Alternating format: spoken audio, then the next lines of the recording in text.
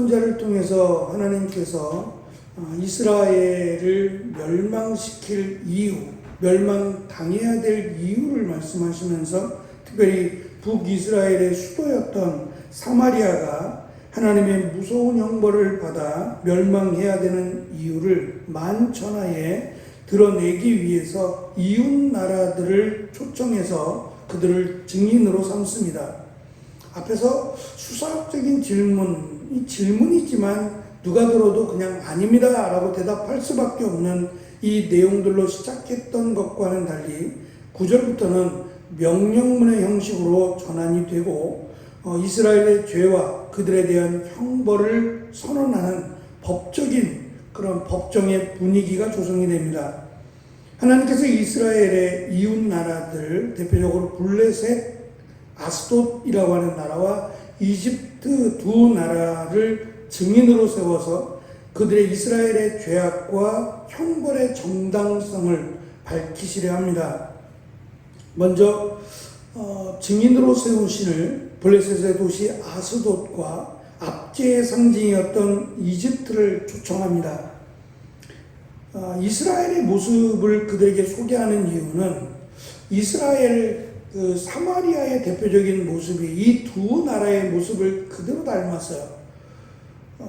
이 폭행이라고 하는 단어가 쇼드라고 하는 단어인데 이 쇼드라는 단어가 사마리아의 어근과 비슷해요. 그러니까 언어적으로 사마리아라고 하는 단어에 쇼드라고 하는 단어가 들어있는데 이 단어가 폭행입니다. 그러니까 사마리아라고 하는 단어가 폭행이라는 뜻은 아닌데 이 사마리아의 단어에 비슷한 발음이 쇼드라고 하는 단어인데 이 단어가 폭행이고 사마리아가 이 폭행의 어떤 그 대표적인 모습으로 변해가고 있다라는 것을 아스돗이라고 하는 이 단어도 쇼드라고 하는 단어가 들어있어요. 그런데 어찌 보면 이 단어처럼 아스돗도 폭행을 일삼는 도시인데 너희들이 봐라. 너희들이 전문가 아니냐. 폭행하면 아스돗인데 이 전문가다운 시선으로 사마리아를 보라는 거예요. 그렇게 보니 너희들도 경악할 만한 폭행이 지금 사마리아에서 이루어지고 있지 않느냐. 그렇다면 사마리아가 멸망당하는 것이 너희들이 볼 때도 그러네. 사마리아가 멸망당할 만하네 라고 증언할 수 있다라는 식으로 지금 말씀하고 있습니다. 이집트라고 하면 대표적인 것이 압제입니다. 이스라엘을 압제할 때를 생각해 보면 잠도 재우지 못하고 또 잠도 재우지 않고 먹을 것도 제대로 주지 않고 심지어는 일감도 주지 않았어요. 너희들이 나가서 지푸라기를 구해다가 너희들이 흙으로 벽돌을 만들어서 너희들이 쌓아라 라고 아주 극악한 압제의 대표적인 나라가 이집트입니다. 그런데 그 이집트가 사마리아를 보니 자기들보다 더하면 더하지 덜하지 않을 거라는 거죠. 그래서 이 사마리아가 북이스라엘이 멸망을 받아야 마땅하다라고 하는 것을 압제 폭행의 도시인 아스돗이나 또 압제의 도시인 이집트를 초대해서 너희들이 한번 전문가의 시선으로 너희들이 한번 봐라. 북이스라엘이 어떠한지 너희들이 보라라고 명령하고 있습니다. 이방 나라들조차 경악할 정도의 사마리아의 죄악은 포악과 겁탈이라고 말씀합니다. 요새와 같은 궁궐들이라고 소개하는 이렇게 요새와 같이 만들려면 폭행과 겁탈의 곡식들을 그 요새에 쌓아두고 힘있는 자들이 정치적으로 군사적으로 권력을 이용해서 백성들을 착취하고 개인의 부를 축적했다라고 하는 것을 지금 가리키고 있습니다. 이것이 심판을 받을 만한 이유가 됩니다.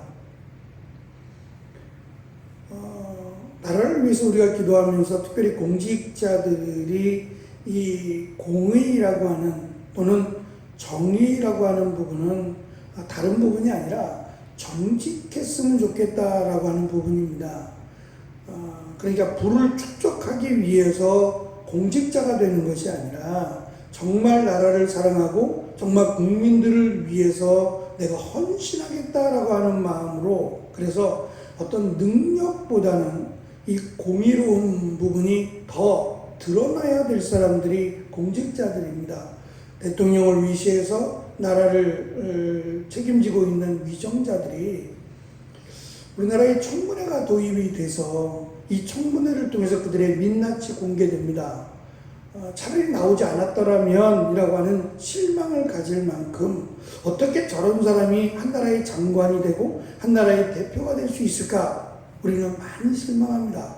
정말 공의로운 사람이 없나? 라고 생각할 만큼, 아니면 공의로운 사람은 공직자가 되지 않으려고 하는가? 라고 생각할 만큼 정말 나라의 일꾼으로서 필요한 자질이라고 하면 첫 번째가 공의로운 마음입니다. 정직한 마음이 정직한 사회를 만들기 때문인데, 이 북이스라엘의 멸망은 바로 이 공의라고 하는 정직함이 무너진 겁니다. 그래서 힘 있는 자들이 폭력을 이용해서 백성들을 착취하고 개인적인 부를 축적해서 마치 궁궐들을 요새와 같이 만들고 거기에 먹을 것들을 쌓아놓고 마치 로마가 멸망할 때의 모습처럼 먹고 토하고 개도 그렇게 안 하는데, 짐승도 그렇게 안 하는데 짐승보다 더한 추잡한 모습들을 보인 것이 로마의 멸망의 상징이었는데, 마치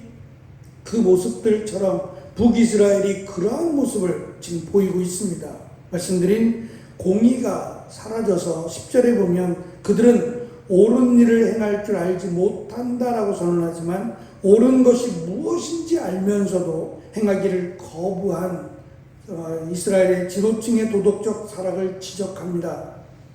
심지어는 요새화된 궁궐들도 있지만 더 나아가서 종교의 상징이었던 성소가 있는 베델마저도 부패의 냄새로 진동했다라는 점이에요.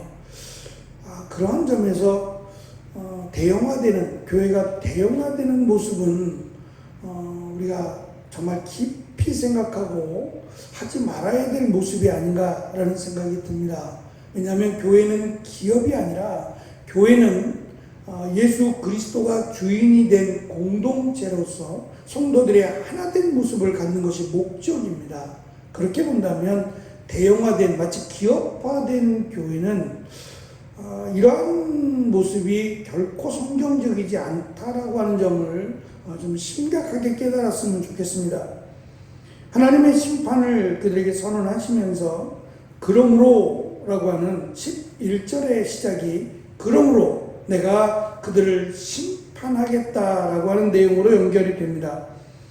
사마리아의 그들이 자랑했던 견고한 궁궐들은 폐허가 되어서 들짐승과 올빼미들의 거처가 될 것이다 말씀하시고, 또 이방 나라들을 도구로 삼아서 이스라엘을 심판하는 일에 내가 침략 국가들의 편에 서겠다, 이스라엘의 편에 서지 않을 것이다 라고 말씀합니다.